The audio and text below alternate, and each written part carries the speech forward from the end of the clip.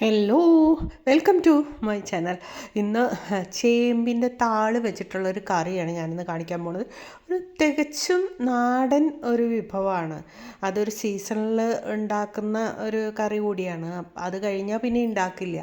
അപ്പോൾ ചേമ്പും താള് നമ്മൾ കിഴങ്ങ് പറിച്ചെടുക്കുന്ന സമയത്താണ് ഒരുപാട് കിട്ടുക.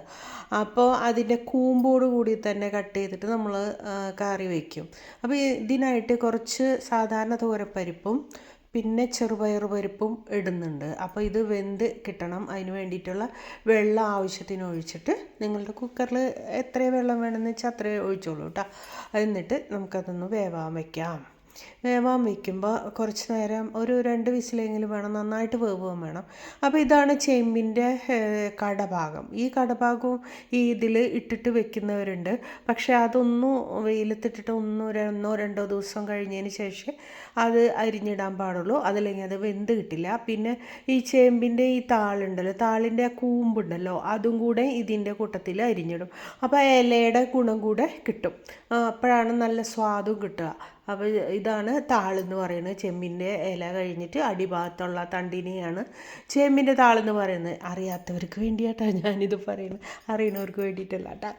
അപ്പോൾ ഇത് നമുക്ക് ചെറുതായിട്ടൊന്ന് കട്ട് ചെയ്ത് എടുക്കണം. അപ്പോൾ അതിനായിട്ട് ഞാനിങ്ങനെ ആവശ്യത്തിന് എടുത്തിട്ടുണ്ട്. ഒരു 3-4 എടുത്തിട്ടുണ്ട്. അപ്പോൾ അതിൻ്റെ ചില ഭാഗങ്ങൾ നമ്മൾ കളയേണ്ടതുണ്ട്. അത് ഇങ്ങനെ മുരിങ്ങക്കായില്ലേ, അതിൻ്റെ പുറം ഭാഗം നമ്മൾ ചീവി കളയണ പോലെ തന്നെ ഇതിൻ്റെ പച്ച കളറിലുള്ള ഭാഗം നമ്മൾ ചീവി കളയുക. എന്നിട്ട് ഇത് ഇങ്ങനെ കണ്ടോ, ഇതേപോലെ. എന്നിട്ട് വളരെ തിന്നായിട്ട് വളരെ കനം കുറച്ചോ അല്ലെങ്കിൽ കുനുകുനാന്നൊന്നും അരിയേണ്ട കാര്യമില്ല. ഇത് വെന്തുടഞ്ഞു പോകും. ഇത് കാണാനേ ഉണ്ടാവില്ല കറിയിൽ. അപ്പോൾ ഇത് ഇങ്ങനെ അരിയുമ്പോൾ അതിൻ്റെ ഉള്ളിൽ ആ ഇലയുടെ ആ ഭാഗം ഉണ്ടല്ലോ വിരിഞ്ഞ് വരുന്നത്, അത് കൂട്ടി അങ്ങോട്ട് അരിഞ്ഞ് ഇതിലിടും. അത്ര തന്നെ. അപ്പോൾ അരിയുമ്പോൾ ഒരുപാടുണ്ടെന്ന് തോന്നും, പക്ഷെ വെന്ത് കഴിയുമ്പോൾ ഒന്നും ഉണ്ടാവില്ല. അപ്പോൾ അതിനായിട്ട് ഇപ്പോൾ ഈ ഒരു പാത്രം നിറയെ ഞാനതിങ്ങനെ കണ്ട ഇത്രയേ അരിഞ്ഞ് എടുത്തിട്ടുണ്ട്. അതിലേക്ക് നമ്മളിപ്പോൾ ഒരു 1.25 കപ്പ് ഉണ്ടാവുള്ളൂ 2 പരിപ്പും കൂടി കൂട്ടിയിട്ട് കേട്ടോ. അപ്പോൾ ഇത് കുറച്ച് വെള്ളത്തിൽ നമുക്ക് അടുപ്പിൽ വെക്കണം. അതെന്തിനാണെന്ന് വെച്ചാൽ ചൊറിയത് ചില ചേമ്പ്. അപ്പോൾ ചൊറിയാതിരിക്കാൻ വേണ്ടിയിട്ട് കുറച്ച് വെള്ളത്തിൽ അടുപ്പിൽ വെച്ചിട്ട് അതൊന്ന് തിളയ്ക്കുമ്പോൾ അതൊന്ന് ഊറ്റി കളഞ്ഞതിന് ശേഷം നമുക്ക് കറി വെക്കാം കേട്ടോ. അപ്പോൾ ഇത് തിളച്ചിട്ടുണ്ട്. അപ്പോൾ അതൊന്ന് മാറ്റി വയ്ക്കുക. എന്നിട്ട് നമുക്ക് പരിപ്പ് വെന്തത് ഒരു വലിയ സാമാന്യം വലിപ്പമുള്ള ഒരു മൺകല എടുത്തിട്ടുണ്ട്. ഏത് പാത്രം വേണമെങ്കിൽ നിങ്ങൾക്ക് എടുക്കാം. അപ്പോൾ അതിലേക്ക് ആ പരിപ്പ് ഇട്ട് കൊടുത്തിട്ടുണ്ട്. എന്നിട്ട് ചേമ്പും താള് അതിലേക്ക് ഇട്ട് കൊടുക്കും.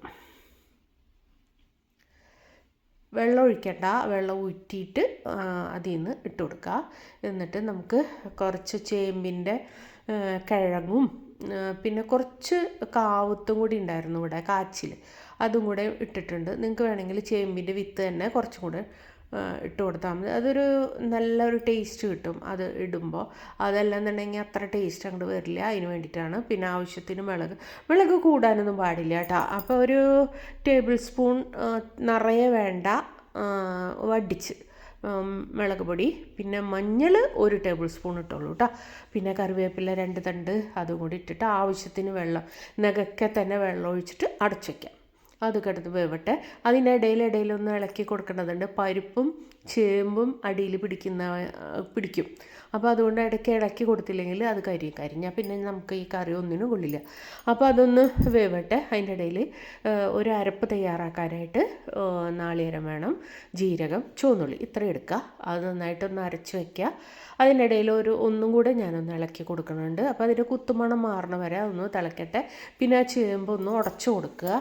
ഇപ്പം ചേമ്പ് നാളിട്ടതൊന്നും കാണാനില്ല, കണ്ടോ, അതൊക്കെ ഇങ്ങനെ അതിലൂടെ അലിഞ്ഞു പോയിട്ടുണ്ടാവും. കണ്ടോ, ഇതൊക്കെയാണ് പഴമക്കാരുടെ ഒരു കറികളാണ് കേട്ടോ, വിഭവങ്ങൾ. ഇതിന് കൂട്ടി കഴിക്കാൻ എന്തായാലും മോര് വേണം കേട്ടോ. തൈരോ മോരോ എന്തായാലും മസ്റ്റായിട്ട് യൂസ് ചെയ്യണം. അപ്പോഴാണ് അതിന് രസവും കൂടുക. പിന്നെ അത് തന്നെയല്ല, ഇതിൻ്റെ ചൊറിച്ചിൽ ഒരു അല്പം പോലും നമുക്ക് ഉണ്ടാവില്ല. ചിലർക്കത് കുറച്ച് തോന്നും. അപ്പോൾ അത് ഇല്ലാതിരിക്കാൻ വേണ്ടിയിട്ടാണ് മോര്. അപ്പം നമ്മൾ അരപ്പ് അതിലേക്ക് ചേർത്ത് കൊടുത്തു. ഇനി അധികം തിളയ്ക്കണ്ട, അതൊന്ന് കഴുകി വെച്ചു. എന്നിട്ട് ഉപ്പൊക്കെ നോക്കുക. ഉപ്പിട്ടിട്ട് ഉണ്ട്. അപ്പോൾ ഉപ്പൊക്കെ നോക്കി അതിന് ശേഷം നമുക്ക് വേണമെന്നുണ്ടെങ്കിൽ കുറച്ചും കൂടെ ഉപ്പിട്ട് കൊടുക്കാം കേട്ടോ. എന്നിട്ട് വെളിച്ചെണ്ണ ചൂടായി കഴിയുമ്പോഴോ ഇത്തിരി കടുകിടുക. കടുക് പൊട്ടിക്കഴിയട്ടെ.